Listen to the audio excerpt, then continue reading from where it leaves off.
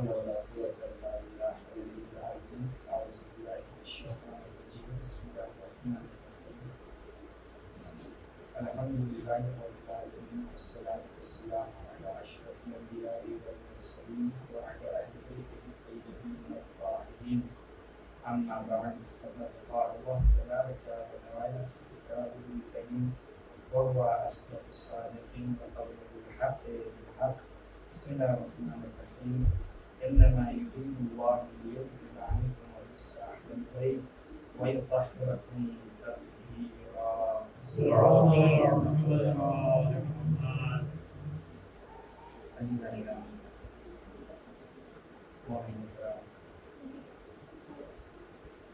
ہماری جو گفتگو چل رہی تھی وہ حدیثی قصہ سے متعلق ہے. حدیثی قصہ میں کچھ تربیتی نقطے موجود ہیں جس کے اوپر ہماری توجہ ہونا چاہیے، اور اس چیز کو دوبارہ میں آپ کے سامنے عرض کر دوں کہ حدیثی قصہ ہو یا نماز ہو یا قرآن ہو یا جو بھی عبادت آپ تصور کر سکتے ہیں، سوچ سکتے ہیں، اس میں جو ثواب کا پہلو رکھا گیا ہے، جو بھی ثواب کا پہلو رکھا گیا ہے وہ اس لیے نہیں رکھا گیا ہے کہ آپ صرف ثواب کی خاطر اس کا انجام دیں. آپ صرف ثواب کی خاطر اس کو انجام دیں، یہ پہلو اس لیے اللہ نے نہیں رکھا، بلکہ اس کے پیچھے وجہ یہ ہے کہ اللہ تم کو ایک نیک بندہ بنانا چاہتا ہے، ایک نیک بندہ بنانا چاہتا ہے. نماز کے ذریعے سے انسان بندگی کی جو صفات ہیں ان کو اپنے اندر اتارنے کی کوشش کرتا ہے. یا روزے کے ذریعے سے یا حج، جو بھی عبادت آپ تصور کر لیں، تو اس میں جو ثواب کا پہلو رکھا گیا ہے، یہ ثواب کا پہلو اس لیے نہیں رکھا گیا کہ آپ صرف ثواب کی خاطر اس کو انجام دیں.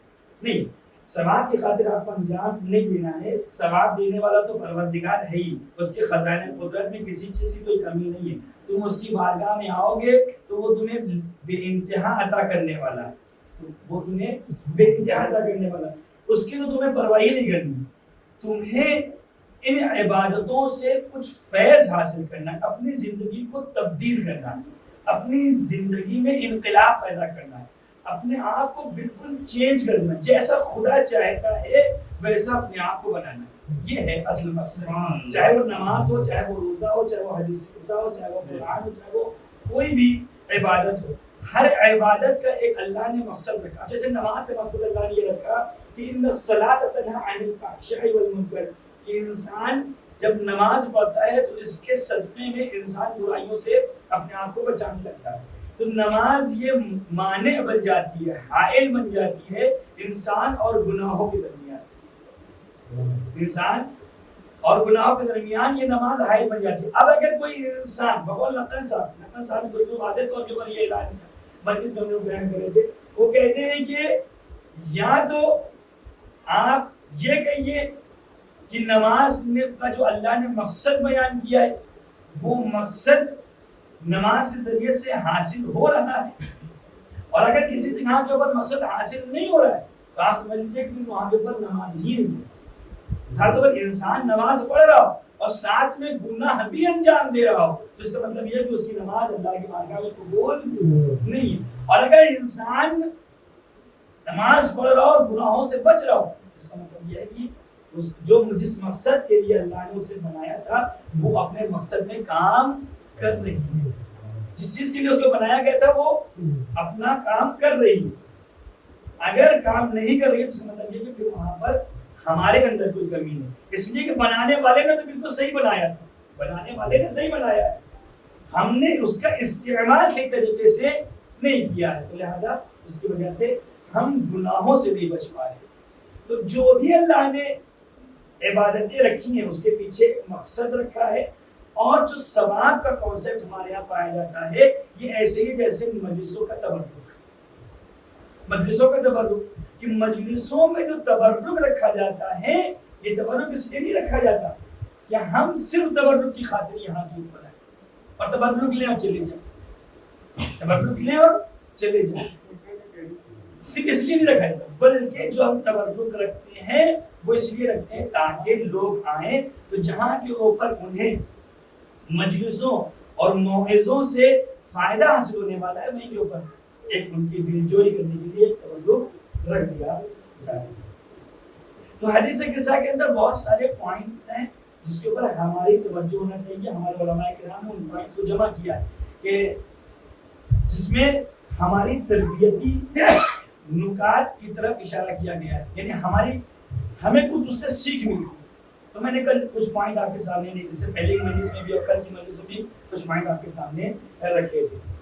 پھر ایک مرتبہ دوہرا دوں تاکہ وہ لوگ جو نئے ہیں ان کے لیے پھر سے ایک ہو جائے کہ سب سے پہلا پوائنٹ جو حدیث کے سامنے ہے کہ اپنے درد کو ایسے کے سامنے ذکر کرو کہ جو تمہارا ہمدرد ہو. ہر ایک کے سامنے اپنی بات کو بے رکھو، اس لیے پیغمبر اسلام نے اپنے درد کو اپنے صحابیوں سے نہیں کہا.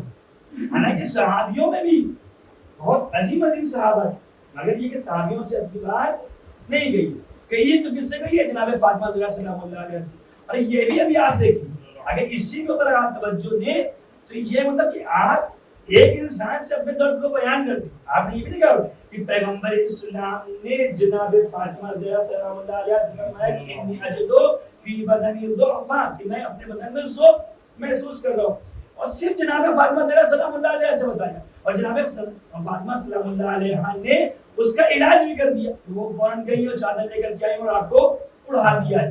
اب اللہ نے اس چادر میں کیا شفا رکھی تھی وہ اللہ ہی بہتر جانتا ہے، مگر یہ کہ اس چادر کو اڑایا ہے اور آپ کے یہاں سے وہ ذوق ختم ہو گیا، وہ ذوق ختم ہو گیا. عزیزان گرامی، اب یہاں کے اوپر ایک نتیجہ آپ کو اور بھی ملتا ہے اور وہ نتیجہ یہ ہے کہ جناب پیغمبر اسلام نے اپنے درد کو جناب فاطمہ زہرا سلام اللہ علیہ سے ذکر کیا ہے، اس کے علاوہ کسی سے نہیں ذکر کیا. کہ اب امام حسن آئے ہوتے ان سے بھی اپنی بات کہہ دیا ہوتا، امام حسین علیہ السلام آئے ہوتے ان سے بھی اپنی بات کہہ دیا ہوتا، مولائے کائنات آئے تو ان سے بھی اپنی بات کہہ دی ہوتی، جناب جبرائیل نازل ہوئے تو ان سے بھی اپنی بات کہہ دی ہوتی. یعنی ہر ایک سے اپنے درد کو شیئر کیا. اگرچہ مرتبے کے لحاظ سے سب ایک منزل کے اوپر ہے، جو مرتبہ جناب فاطمہ سلام اللہ علیہ کا وہی مرتبہ مولائے کائنات ہے، مولائے کائنات کا بھی ہے. اور مولائے کائنات کے بارے میں پیغمبر اسلام نے یہ ارشاد فرمایا کہ اگر علی کی ذات نہ ہوتی تو فاطمہ کا کوئی کفو نہ ہوتا، کوئی ہم پلہ نہیں ہوتا. تو اس کا مطلب یہ ہے کہ فاطمہ کا ہم پلہ مولائے کائنات کی ذات گرامی ہے اور مولائے کائنات کی ہم پلہ جناب فاطمہ زہرا سلام اللہ علیہ. تو دونوں کا مرتبہ ایک ہی ہے، دونوں کا مرتبہ ایک ہی. مگر جناب رسول خدا نے اپنے درد کو صرف ایک انسان سے ذکر کیا ہوا ہے، جناب فاطمہ زہرا سلام اللہ علیہ. اس کے علاوہ کسی سے ذکر نہیں کیا. اس کا مطلب کیا ہوا؟ اس سے جو نتیجہ ہمیں ملتا ہے وہ یہ نتیجہ ملتا ہے کہ اپنے درد کو زیادہ لوگوں سے شیئر نہیں کرو، زیادہ لوگوں سے بتاؤ نہیں، اس لیے کہ وہاں کے اوپر تمہارا ثواب کم ہو جاتا ہے. اس لیے کہ لا یمرض المؤمن ولا مؤمنہ ولا مسلم ولا مسلمہ الا حط اللہ بہ خطیئتہ، کہ اللہ کسی مومن یا مومنہ کو، مسلم یا مسلمہ کو بیمار نہیں کرتا مگر یہ کہ وہ اس کے گناہوں کو بخشنا چاہتا ہے. جب اللہ اس کے گناہوں کو بخشنا چاہتا ہے تبھی اس کو بیمار کرتا ہے. تو عزیزان گرامی، یہ بیان کیا گیا، روایتوں میں ذکر کیا گیا کہ اگر کوئی انسان بیمار ہوا ہے تو اللہ اس کے گناہوں کی بخشش کا ذریعہ اس بیماری کو قرار دے گا. اور جب انسان بیمار ہونے کے بعد ٹھیک ہوتا ہے تو ایسے ہی ہو جاتا ہے جیسے شکم مادر سے ابھی ابھی پیدا ہوا ہو. ایک سلوات پڑھے یعنی انسان کے گناہ اس کے حساب سے بالکل ختم ہو جاتے ہیں، بالکل ختم ہو جاتے ہیں. انسان بالکل ایک فرشتے کی مانند ہو جاتا ہے, ایک بچے کی مانند ہو جاتا ہے جس کے حساب میں ذرا برابر بھی گناہ نہیں لکھے ہوتے. تو لہذا اگر اپنی مشکلات کو تم دوسروں سے ذکر کرو گے, جتنا زیادہ تم دوسروں سے ذکر کرتے چلے جاؤ گے, وہاں کے اوپر تمہارے ثواب میں کمی آتی چلی جائے گی, تمہارے ثواب میں کمی آتی چلی جائے گی. لہذا اپنے ثواب کو کم مت کرو. جو تمہارے لیے اللہ نے عجز رکھا ہے اس عجز کو کم نہیں کرنا ہے. اب یہی وجہ. اچھا, یہاں پر علماء کرام نے ایک نتیجہ اور بھی لیا, وہ یہ لیا ہے کہ اگر کوئی ایسا ہوگا جو تمہارا ہمدرد ہوگا, کوئی ایسا ہوگا جو تمہارا ہمدرد ہوگا, تو اس کو تمہاری مشکلات سننے کے بعد پریشانی محسوس ہوگی, یعنی وہ پریشان ہو جائے گا. جیسے تمہاری پریشانی کو سنے ویسے وہ پریشان ہو جائے گا. تو لہذا کسی کو پریشان کرنے کی ضرورت. دوست ہوا تو پریشان ہوگا, دشمن ہوا تو خوشحال ہوگا, لہذا کوشش یہ کرو کہ ایسے کے سامنے اپنے درد کو رکھو جو تمہارے درد کا مداوا کر سکتا ہو, تمہارے درد کا علاج کر سکتا ہو. ہر ایک کے سامنے اپنے درد کو نہ رکھو. اسی لیے اللہ حدیثوں میں یہ بات آئی ہے کہ من شکا الی المؤمن فقد شکا الی اللہ, کہ جس نے مومن کے سامنے اپنے درد کو رکھا, جس نے مومن کے سامنے اپنی مشکلات کو رکھا, ایسے ہی ہے جیسے اس نے اپنے پروردگار کے سامنے رکھا. آپ توجہ دیں کہ ایک مومن کے سامنے اپنی پریشانیوں کا ذکر کرنا ایسے ہی ہے جیسے اپنے پروردگار سے اپنی پریشانیوں کا ذکر کرنا ہے. اب مومن بھی وہ ہوتا ہے جس کے ہاں صفات پروردگار پائے جا رہے ہوتے ہیں, نہ یہ کہ وہ مومن جو ظاہری طور پر تو مومن ہو مگر ایمان اس کے اندر نفوذ نہ کیا ہو, ایمان اس کے اندر نہیں اترا. تو ایسے مومن کو ہم مومن نہیں مانتے, اس مومن کو ہم مومن مانتے ہیں کہ جس کے یہاں صفات پروردگار پائی جا رہی.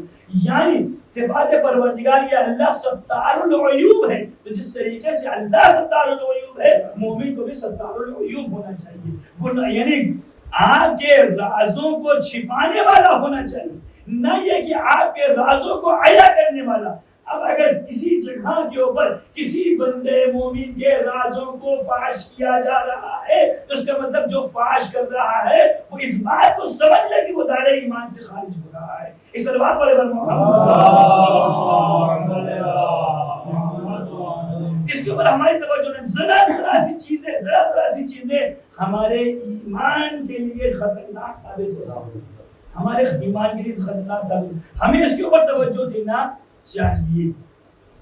تو پیغمبر اسلام نے اپنے درد کو ایسے کے سامنے رکھا ہے جو اس کا علاج کر سکے, اور اس کے علاوہ جو جیسے بھی تھے اس کے سامنے ان کے سامنے نہیں رکھا.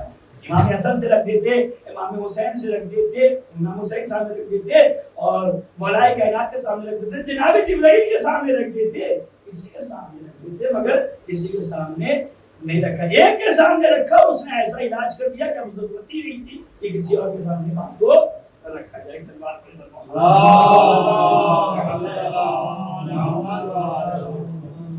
دوسری چیز جو ہم نے حدیث کے ساتھ سیکھی تھی وہ یہ کہ اپنے گھر کا ماحول پاکیزہ بناؤ, جتنا ہو سکے پاکیزہ بناؤ. اس لیے کہ جو بھی جناب فاطمہ زہرا سلام اللہ علیہا کے پاس آیا ہے اس نے آنے کے بعد سب سے پہلے سلام کیا ہے, سب سے پہلے سلام. اور میں نے اس سے پہلی مجلس میں یہ بات آپ کے سامنے عرض کی تھی کہ روایتوں میں یہ وارد ہوا ہے کہ جو چیز تم اپنے دل میں رکھے ہو اس کو اپنی زبان پر لے کر کے آؤ. جو چیز تم اپنے دل میں رکھے ہو اس کو اپنی زبان کے اوپر لے کر کے آؤ. یعنی اگر تم کسی سے محبت اور کسی سے علاقہ رکھتے ہو, یعنی کسی سے تعلق رکھتے ہو اور اس سے محبت رکھتے ہو تو تم اس محبت کا اظہار کرو, اس لیے کہ دل میں کیا ہے یہ کسی کو نہیں معلوم. دل میں کیا ہے یہ کسی کو نہیں معلوم. جب تک کہ تم اس کا اظہار نہیں کرو گے تب تک یہ سمجھ میں آنے والا نہیں. تو لہٰذا جب ہم سلام کرتے ہیں تو سلام میں بھی اسی چیز کو ہم ظاہر کرنا چاہتے ہیں کہ ہم جو تمہارے لیے تمنا رکھتے ہیں اپنے دل میں کہ اللہ تم کو ہمیشہ سلامت رکھے, اس کو ہم اپنی زبان سے ظاہر کرتے ہیں. السلام علیکم, السلام علیکم کہہ کر کے ہم اپنی زبان سے اس چیز کا اظہار کرتے ہیں. تو سلام کرنے کا بے انتہا اللہ نے ثواب رکھا ہے اور گھر کا ماحول پاکیزہ بنتا ہے. جتنے بھی تمہارے فیملی ممبرز ہوں, جو بھی تمہارے گھر میں ہوں, سب کو تم علیحدہ سلام کرو. اس لیے آپ یہ دیکھتے ہیں کہ حدیث کے سامنے ہم نے یہ دیکھا کہ پیغمبر اسلام بھی اسی گھر میں موجود ہے. کتنا بڑا گھر, کتنا بڑا گھر, بہت بڑا گھر نہیں تھا, ایک چھوٹا سا گھر تھا, اس میں پیغمبر اسلام بھی موجود ہیں اور آپ کے جناب فاطمہ زہرا سلام اللہ علیہ بھی موجود ہیں. مگر آنے والا جناب فاطمہ زہرا سلام اللہ علیہ کو الگ سلام کرتا ہے اور پیغمبر اسلام کو الگ سلام کرتا ہے, دونوں کو الگ سلام کرتا ہے. یعنی ہمارا فریضہ یہ ہے کہ جتنے بھی گھر والے ہیں سب کو الگ الگ سلام کریں. آپ کے سامنے میں بیان کروں, یہ ایک تہذیب میں بھی شمار کیا جاتا ہے.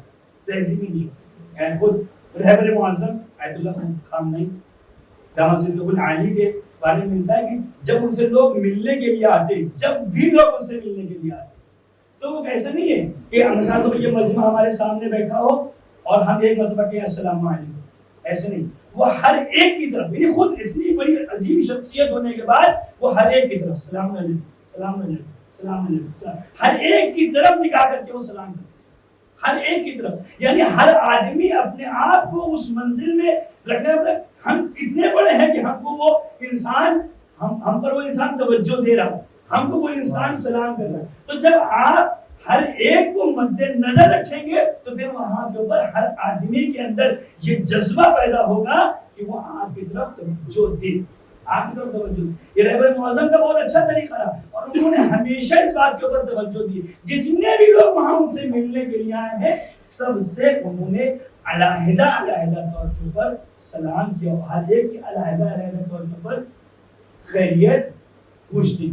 تو یہ چیز اسلامی ہے کہ ہمیں اس طریقے سے عمل کرنا چاہیے کہ ہم جو بھی گھر میں موجود ہو سب کو علیحدہ سلام کریں. اور سلام کرنے کے بارے میں تو یہ بھی ملتا ہے کہ سلام جہاں کے اوپر تمہیں دہشت محسوس ہو, جہاں کے اوپر تمہیں خوف محسوس ہو, وہاں کے اوپر تم سلام کرو, وہاں کے اوپر تم سلام کرو. اس لیے کہ جب تم سلام کرو گے تو وہاں سے دہشت ختم ہو جائے گی, اللہ تم کو اپنی حفظ و امان میں رکھے گا, کیونکہ سلام یہ اللہ کا نام ہے. جہاں پر اللہ کا نام لیا جا رہا ہو پھر وہاں پر شیاطین اپنا بسیرا نہیں کر سکتے. ایک سلوات پڑھے گا.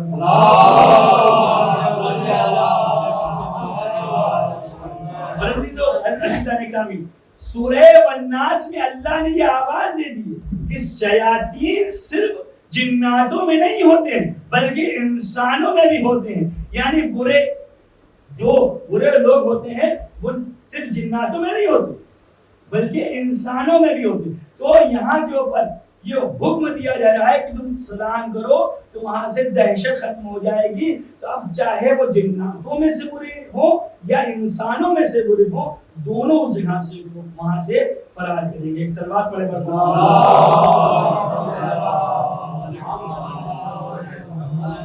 تو یہ ایک نقطہ ہے جس کے اوپر ہماری توجہ ہونا چاہیے. اس کے علاوہ مساوات, آج جو اب زیادہ اس کو ذکر کیا جائے گا تو بہت زیادہ بات طولانی ہو جائے گی, اور یہ کہ جو لوگ سن چکے ہیں پھر اس کے بعد اس میں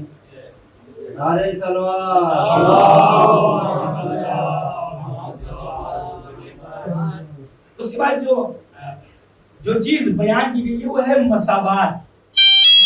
ہر ایک کو ایک نگاہ سے دیکھو, ایک نگاہ سے دیکھو. ایسا نہ ہو کہ تم کسی کو ترجیح دے رہے ہو, کسی کو گھٹا رہے ہو. اس لیے میں نے آپ کے سامنے عرض کیا کہ جناب یعقوب کے 12 بیٹے تھے, لیکن ان میں سے جناب یعقوب سب سے زیادہ جناب یوسف کو پسند کرتے تھے, سب سے زیادہ جناب یوسف کو پسند کرتے. تو اس وجہ سے بھائیوں کے اندر حسد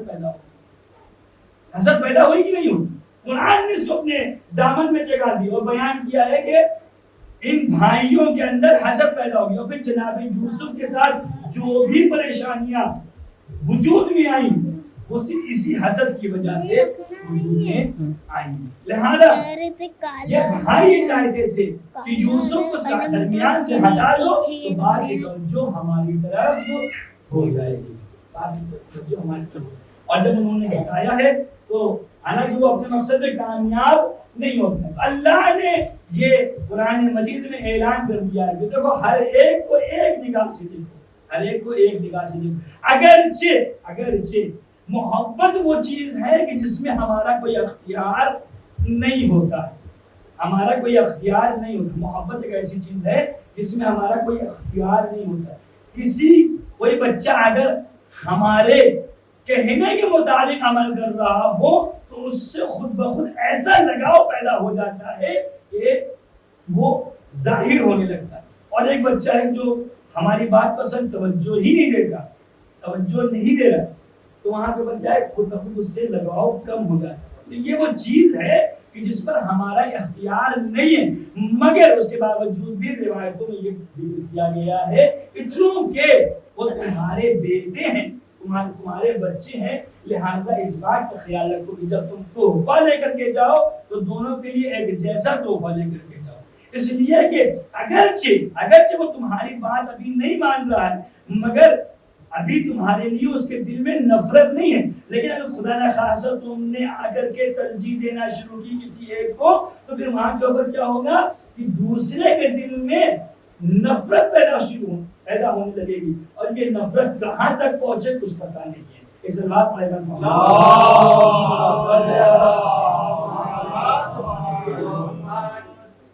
تو عزیزان گرامی اس کے اوپر ہماری توجہ ہونا چاہیے. اور اس کے علاوہ کل میں نے آپ کے سامنے ایک اور بیان کیا تھا کہ ہمارے حدیث کے سامنے ہمیں دیکھیے کہ اللہ نے یہ آواز دی اعلموا یا ملائکتی و یا سکان السماوات انی ما خلقت السماء مبنیۃ ولا الارض مبنیۃ ولا قمر منیر ولا شمس مضیۃ ولا فلک یدور ولا بحر یجری ولا فلک یسری الا فی محبت هؤلاء الخمسة الذین هم تحت السماء.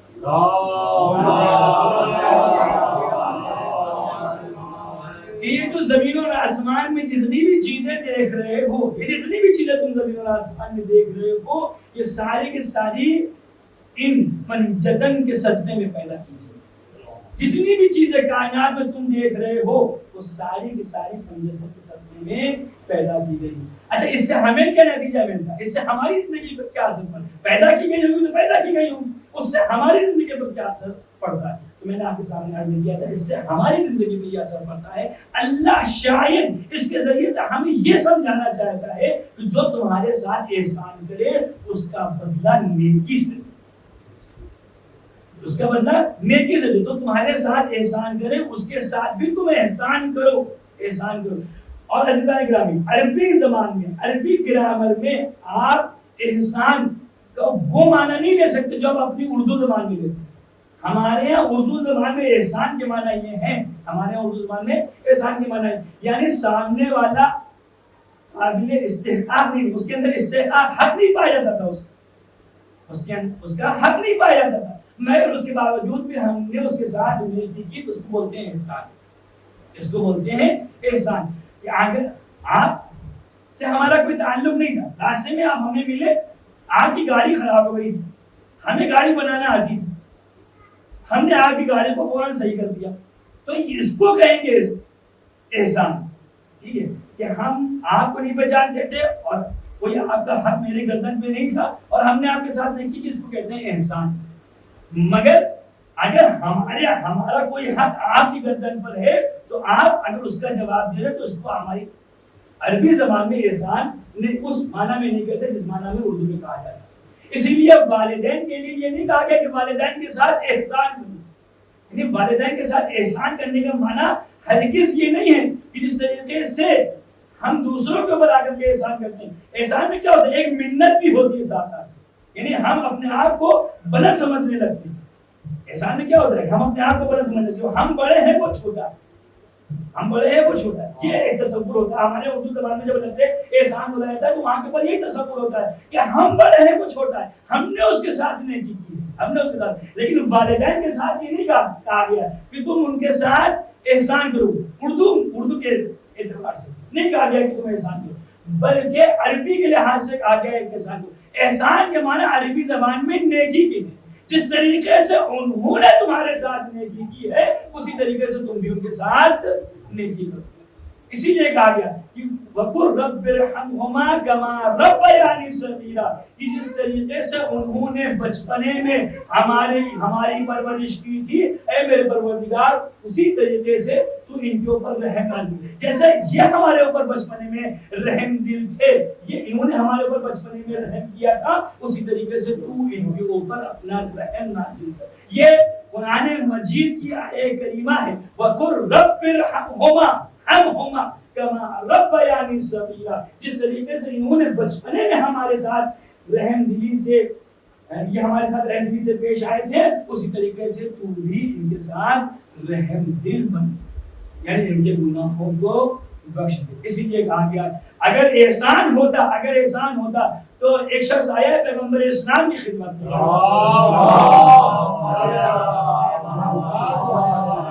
اور اس نے کہا ہے کہ میں اپنی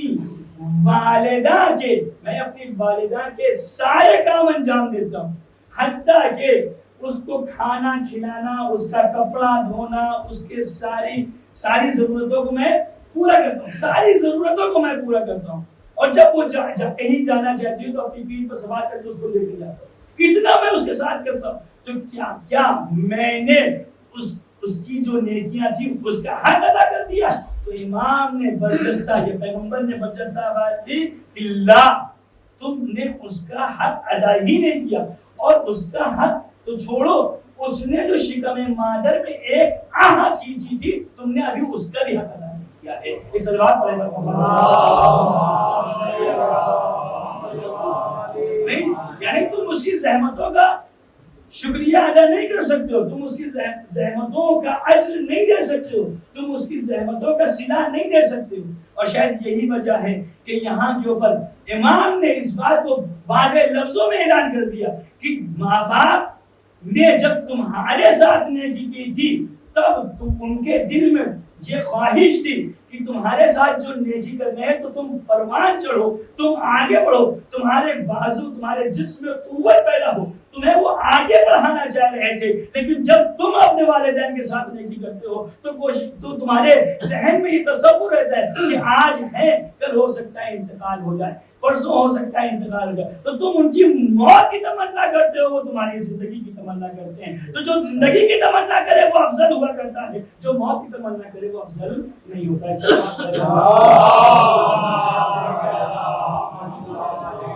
والدین وہ ہیں جو اپنے بچے کی زندگی کی تمنا کرتے ہیں, جو بھی کرتے ہیں وہ اپنے بچے کی زندگی کے لیے کرتے ہیں. لیکن ماں جو بچے کرتے ہیں اپنے والدین کے ساتھ وہ اس وجہ سے کرتے ہیں کہ آج ہے ہو سکتا ہے کل نہ ہو, جتنا ہو سکے کریں. تو اس میں نیت کے بدل جانے سے انسان کے اعمال کا اجر بھی بدل جائے.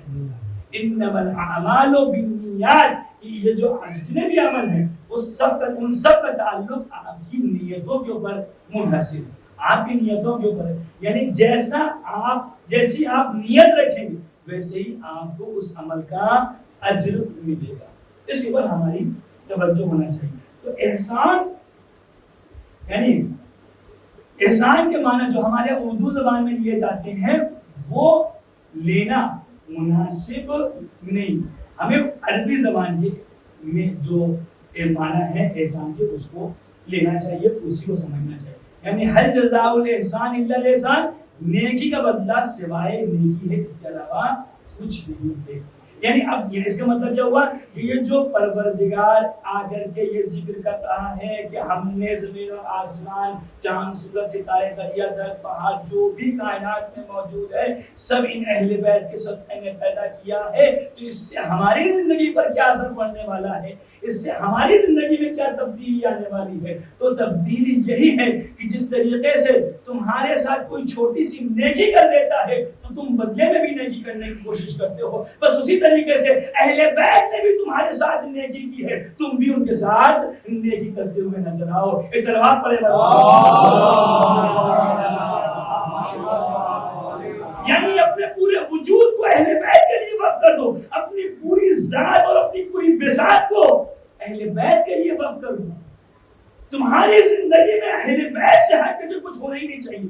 شیعتنا خلقوا من فاضلتین دینا یحزنون لحزننا ویفرحون لفرحنا, کہ ہمارے شیعوں کو ہماری بچی ہوئی مٹی سے پیدا کیا گیا ہے. یحزنون لحزننا, ہمارے غم میں وہ غمزدہ ہوتے ہیں. ویفرحون لفرحنا, اور ہماری خوشی میں وہ خوش ہوتے ہیں. اب اس کا مطلب ہرگز یہ نہیں ہے کہ ہم ان کے غم میں غم منانے کا مطلب ہرگز یہ نہیں ہے کہ ہم بیٹھ کر کے مجلس کریں, ان کی شہادت کے اوپر مجلس کریں. مجلس کرنا ایک الگ مسئلہ ہے, وہ بھی اس زمرے میں آئے گا, مگر یہ کہ یہ سامنے کی چیز ہے, یہ سامنے کی چیز ہے کہ ہم ان کے غم میں غم منا رہے ہیں. مگر یہاں کے اوپر امام یہ بتانا چاہ رہے ہیں کہ ہمارے شیعوں کو ہماری بچی ہوئی مٹی سے پیدا کیا گیا ہے, اس کے اوپر توجہ دو. یعنی اہل بیت کے لیے جو مٹی استعمال کی گئی ہے اس میں نجاست آ ہی نہیں سکتی, اس میں برائی آ ہی نہیں سکتی, اس میں فساد آ ہی نہیں سکتا. تو جو ہمارا ماننے والا ہوگا اس کے اندر کبھی فساد نہیں ہوگا, اس کے اندر کبھی برائی نہیں ہوگی, اس کے اندر کبھی نجاست نہیں آ سکتی. اس بات بڑے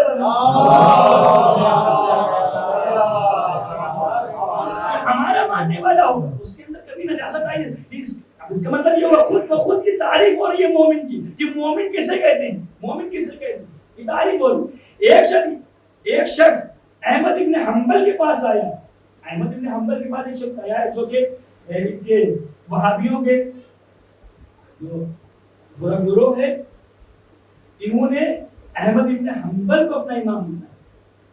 احمد ابن حنبل کو اپنا امام مانا. ایک شخص امام حنبل کے پاس آتا ہے اور آنے کے بعد یہ کہتا ہے کہ ہم نے ایک حدیث سنی ہے کہ علی قسیم النار والجنہ, کہ علی وہ ہے کوئی جو جنت اور جہنم کی تقسیم کرنے والے ہیں. علی وہ ہے جو جنت اور جہنم کی تقسیم کرنے والے ہیں. اور یہ بات ہمیں سمجھ میں نہیں آتی, یہ پیغمبر علیہ السلام نے کیسے فرما دیا کہ علی جنت اور جہنم کی تقسیم کرنے والے ہیں. تو کہا یہ تو بہت دور کی بات ہے, اگرچہ وہ سے اہل بیت رکھتا تھا, مگر اس باوجود بھی اللہ دشمنوں کی زبان سے بھی ان کے فضائل کو لوگوں تک پہنچاتا ہے. یعنی قرآن مجید کی آیت کریمہ ہے یریدون ان یطفئوا نور اللہ بافواہہم واللہ متم نورہ ولو کرہ المشرکون ولو کرہ الکافرون, کہ وہ لوگ یہ ارادہ رکھتے ہیں کہ اللہ کے نور کو اپنی پھوکوں سے بجھا دے, اپنی پھوکوں سے اس کو بجھا دے. واللہ متم نورہ, اللہ اپنے نور کو مکمل کر کے رہے گا. ولو کرہ الکافرون, لاکھ کافروں کو برا لگتا رہے تو لگتا رہے. یعنی اللہ اپنے نور کو مکمل کر کے رہے گا. اب یہاں کے اوپر احمد ابن حنبل جو کہ دشمنی اہل بیت میں بہت ساری حدیثیں بیان کر چکے ہیں, مگر ان کے سامنے یہ حدیث آئی ہیں تو انہوں نے بھی اس بات کا اعتراض کیا. جب ان سے پوچھا گیا کہ یہ کہا گیا ہے کہ علی قسیم النار والجنہ, کہ علی وہ ہیں جو جنت و جہنم کی تقسیم کرنے والے ہیں. تو اب یہاں کے اوپر احمد ابن حنبل نے کہا کہ جنت و جہنم جو کہ قیامت میں ہونے والے حساب کا نام ہے, وہ تو وہاں کا مرحلہ ہے.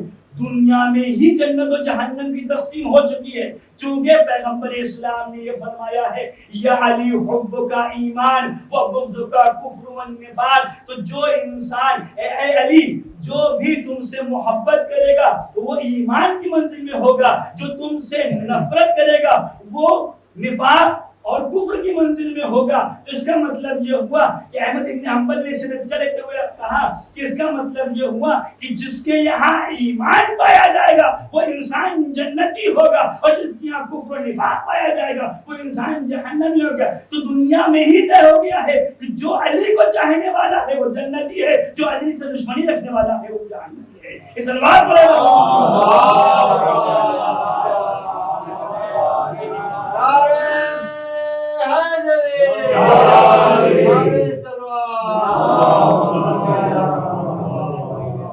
جو علی سے دشمنی رکھنے والا ہے وہ جہنمی ہے. تو عزیزان گرامی, اس سے جو نتیجہ ملتا ہے وہ نتیجہ یہی ہے کہ جو بھی ان کے صدقے میں پیدا کیا گیا ہے، جو بھی ان کے صدقے میں پیدا کیا گیا ہے، وہ اس کی ذمہ داری بنتی ہے کہ وہ اہل بیت کے ساتھ نیکی کرے.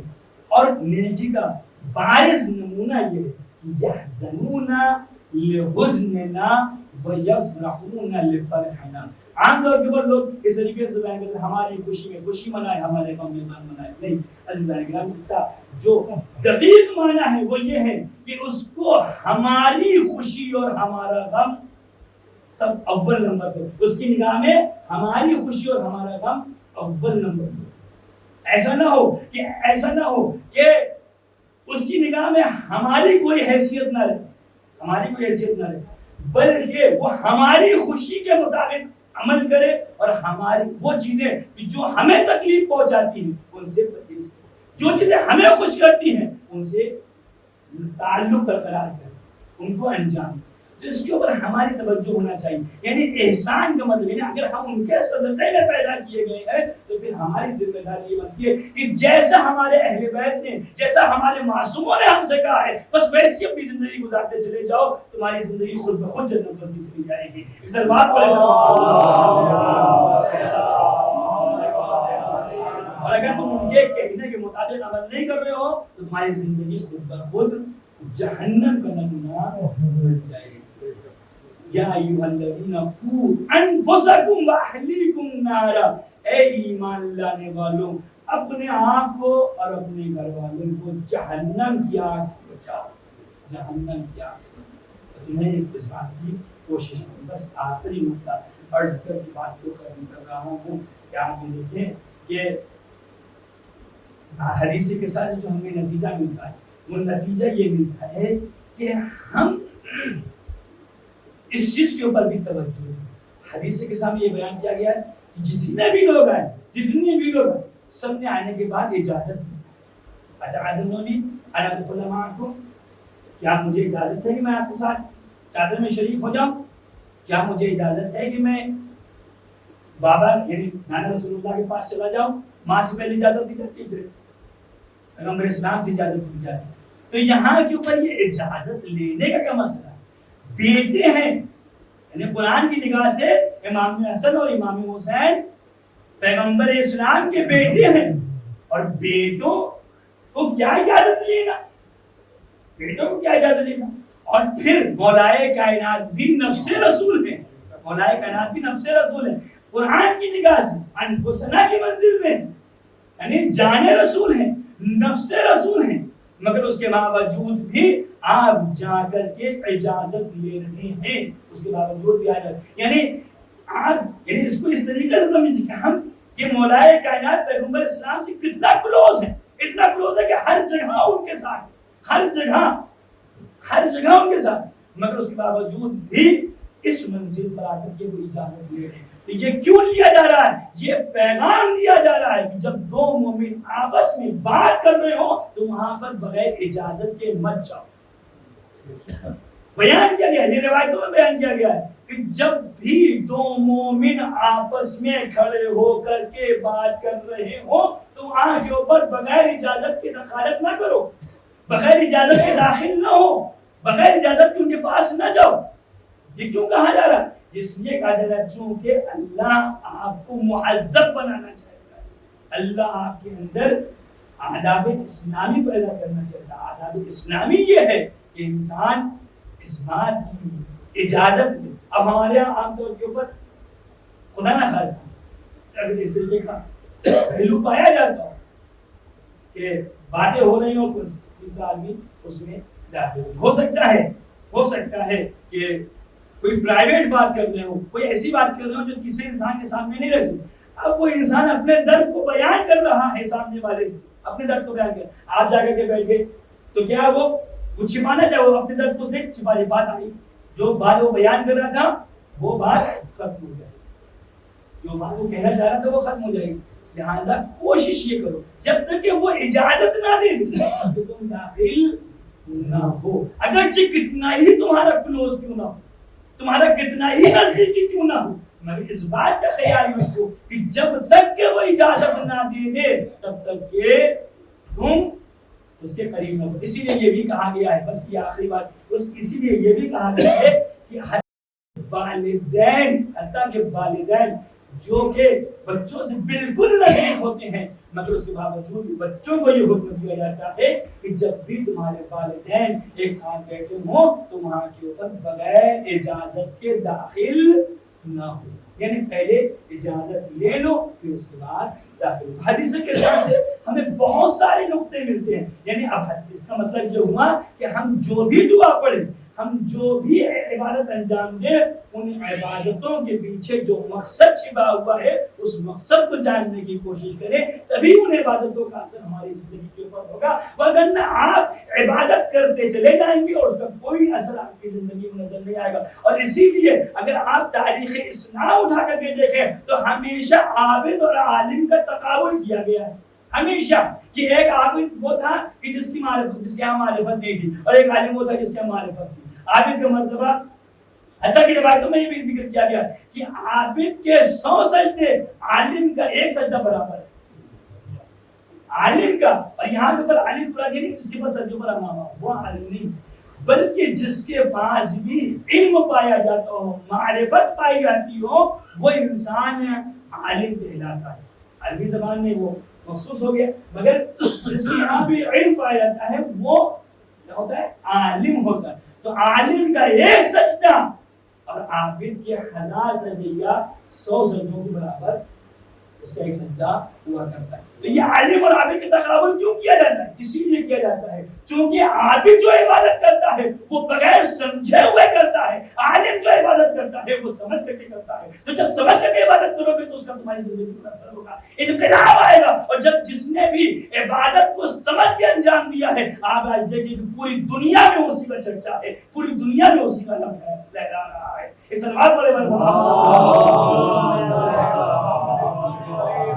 عابد بہت سارے تھے, عابد بہت سارے تھے, مگر ان میں سے ایک عابد وہ تھا جو وظیفہ شناس تھا, جو سمجھتا تھا کہ ہماری ذمہ داریاں کیا ہیں, ہماری ذمہ داریاں کیا ہیں. تو وہ آیت اللہ خمینی کی شکل میں اٹھا ہے اور اس نے ایسا انقلاب دنیا والوں کے درمیان رکھا, ایسا انقلاب دنیا میں برپا کیا کہ آج اس کی روشنی سے پوری دنیا شیعت سے آشنا ہو رہی ہے, اس مذہب سے آشنا ہو رہی. اور جہاں کے اوپر آپ دیکھیں بڑی بڑی طاقتیں اس کے سامنے سر پر سجود ہوتی ہوئی نظر آ رہی ہے. تو کیوں نظر آ رہی ہے؟ اس لیے کیا اس کے یہاں جو بھی عبادت تھی وہ علم کے ساتھ تھی, معرفت کے ساتھ تھی. اس سلوات پڑھے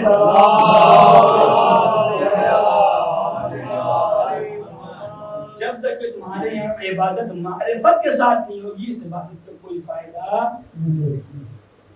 اپنے اندر اس چیز کا ہنر پیدا کرو, اپنے اندر یہ خاصیت پیدا کرو کہ تمہارے یہاں عبادت جو ہو وہ معرفت کے ساتھ, اور اس کے اوپر ہماری توجہ ہونا چاہیے.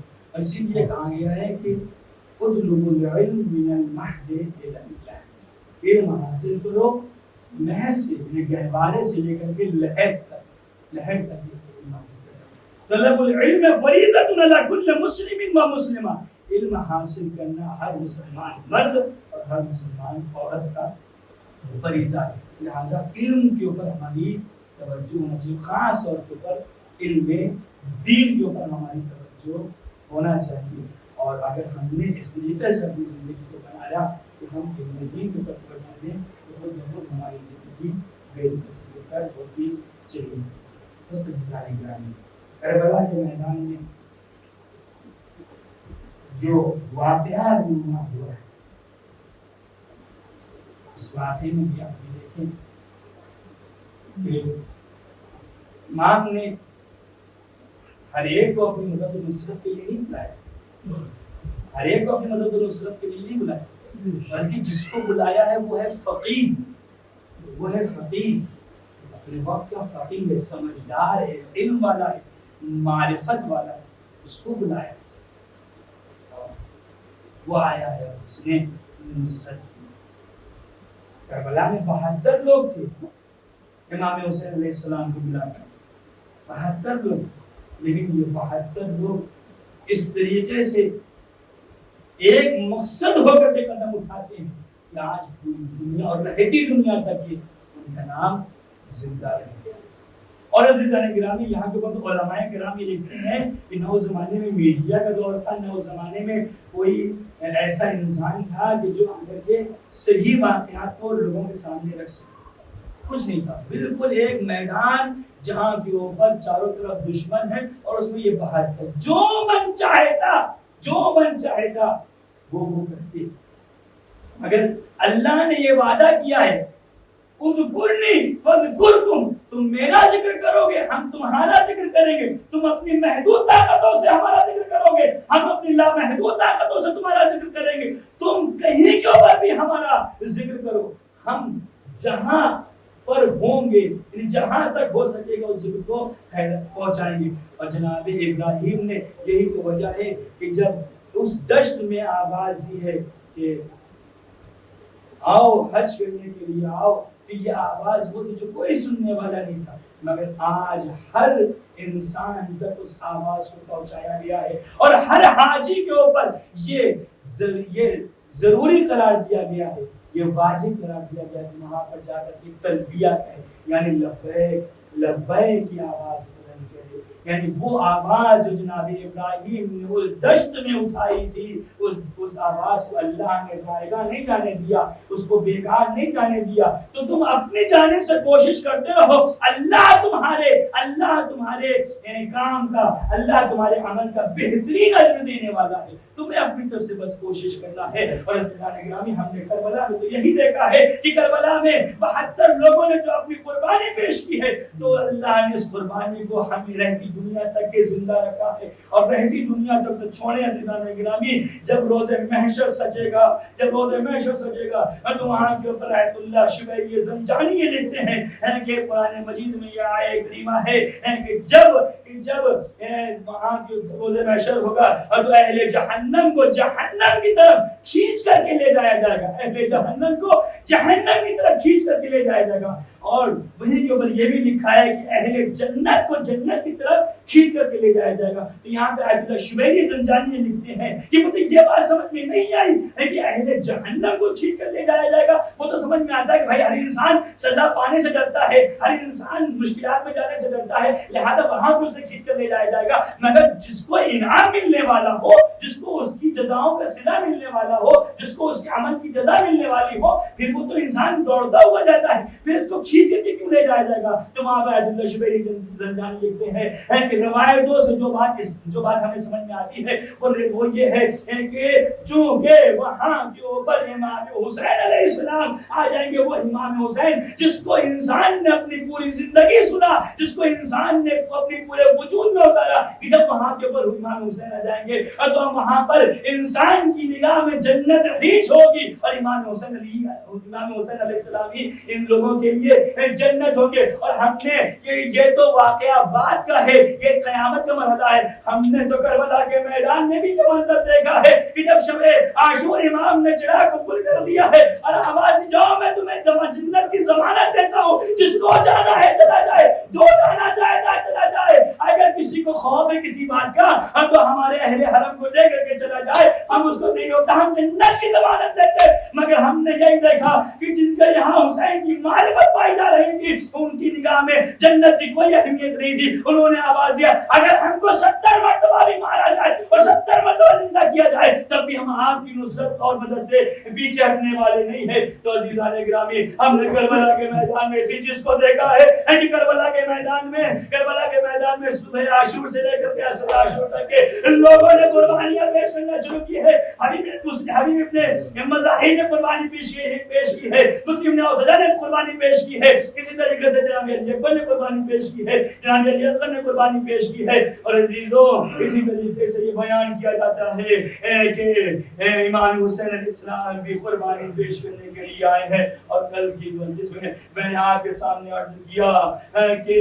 11 محرم کو یہ کارواں اس طریقے سے بے کجاوا اونٹوں کے اوپر سوار کر کے لے جایا گیا ہے کہ اس کی نوعیت اور اس کی کیفیت کو بیان نہیں کیا جا سکتا ہے کہ بچی کو ایک اونٹ کے اوپر باندھ دیا گیا ہے. چھوٹی سی بچی ہے جس کو اپنے باپ کے سینے پر سوتی ہو اس کو اونٹ کی ننگی پیٹھ کے اوپر باندھ دیا جائے. نہ جانے ان کی غیرت کس طریقے سے گوارا کرتی تھی, نہ جانے ان کی انسانیت کہاں بچ چکی تھی کہ اس طریقے سے وہ اس طریقے سے وہ عمل انجام دے رہے ہیں. بس عزیزان گرامی, میں نے آپ کے سامنے کل یہ بیان کیا تھا کہ جناب زینب سلام اللہ علیہ کے بعد جب اشقیاء آئے ان کے ہاتھ کو باندھنے کے لیے تو جناب زینب سلام اللہ علیہ نے آواز دی کہ دیکھو میں ساری چیزوں کو تو برداشت کر سکتی ہوں مگر کوئی نامحرم مجھے ہاتھ لگائے میں اس کو برداشت نہیں کر سکتی. تو عزیزان گرامی وہاں کے اوپر ملتا ہے کہ جناب سید سجاد نے سب کے ہاتھوں کو پسے پوچھ باندھنا شروع کیا. اب ذرا سوچے, اب دل پہ اپنے دل پر ہاتھ رکھ کے سوچے, تصور کریں تو لیکن یہ کافی ہے کہ جناب سید سجاد کس طریقے سے اپنی مبی اماں کے ہاتھ کو باندھ رہے ہوں گے, کس طریقے سے اپنی بہن کے ہاتھ کو باندھ رہے ہوں گے, کس طریقے سے اپنی ماں کے ہاتھ کو باندھ رہے ہوں گے. عزیزان گرامی, عزاداران مظلوم کربلا یہ بیان کیا گیا ہے کہ جب حسین کو کربلا کے میدان میں شہید کر دیا گیا تو وہاں کے اوپر جب لاشیں کو لاشیں کی پائمانی کا وقت آیا ہے اور یہ کہا گیا کہ ابھی گھوڑوں سے نہ اترنا, ابھی گھوڑوں سے نہ اترنا, ابھی حسین کی لاش کو پائمال کرنا ہے. جب یہ بیان کیا گیا ہے کہ جب عرب کسی کو بہت زیادہ بے عزت کرنا چاہتے تھے, کسی کو بہت زیادہ ذلیل کرنا چاہتے تھے تو اس کی لاش کے اوپر گھوڑے دوڑا دیا کرتے تھے. بس عزیزان گرامی, یہاں کے اوپر ہم نے یہی دیکھا کہ حسین کے جنازے کے اوپر, حسین کی لاش کے اوپر گھوڑے دوڑا دیے گئے ہیں اور حسین کا جسم ٹکڑے ٹکڑے میں تبدیل ہو گیا ہے.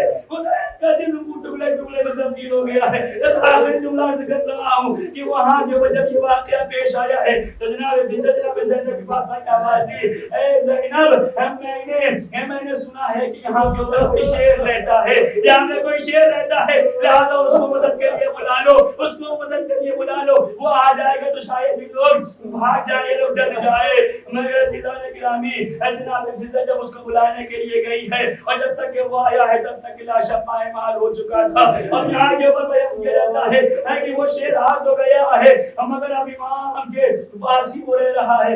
امام نے اس کو ایک ذمہ داری دے دی ہے جس کو امام جناب سید سجاد نے بعد بیان کیا ہے. امام نے ذمہ داری دے دی ہے کہ جاؤ میری بہنوں کا خیال رکھنا, میری بہنوں کا خیال رکھنا, جہاں میری بہن جاتی رہے جو بھی ہو مجھے آ کر کے بتانا. تو عزیزان گرامی یہ بیان کیا جاتا ہے, اب یہ بیان کیا جاتا ہے کہ یہ شیر ایک دن آیا ہے اور ایک دن آنے کے بعد وہاں امام کے جنازے کا طواف کیا اور جنازے کا طواف کرنے کے بعد وہیں پر سر رکھ کر کے مر گیا, وہیں پر سر رکھ کر کے مر گیا. جناب سید سجاد سے پوچھا گیا ہے کہ مولا یہ شیر کس وجہ سے مر گیا, تو آواز دی, اس شیر کو میرے بابا نے ذمہ داری دی تھی کہ جا کر کے میری بہنوں کا خیال رکھنا, جو بھی ہو مجھے بتانا. اس نے آ کر کے آخر میں یہ کہا ہے کہ مولا اب مجھ سے وہ تکلیفیں نہیں دیکھی جاتی جو جناب زینب میں اور جناب سکینہ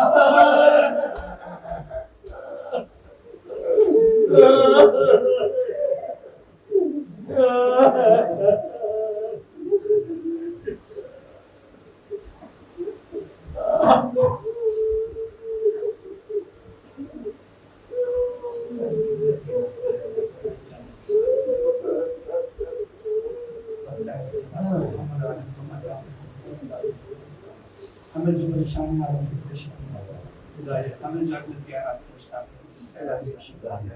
جو بھی اولاد ہیں انہیں صاحب اولاد, جو مقروض ہیں قرض محمد پرچم اسلام کو سر بلند فرما, پرچم کفر و نفاق کو سر نگوں فرما, ظالمین کو نصف و نابود فرما, مظلومین کی حمایت فرما. بانیان مجلس کی توفیقات میں اضافہ فرما. محمد و محمد کو ہر پریشانی ہر بلا سے محفوظ, حاضرین کی دلی حاجات کو شرف قبولیت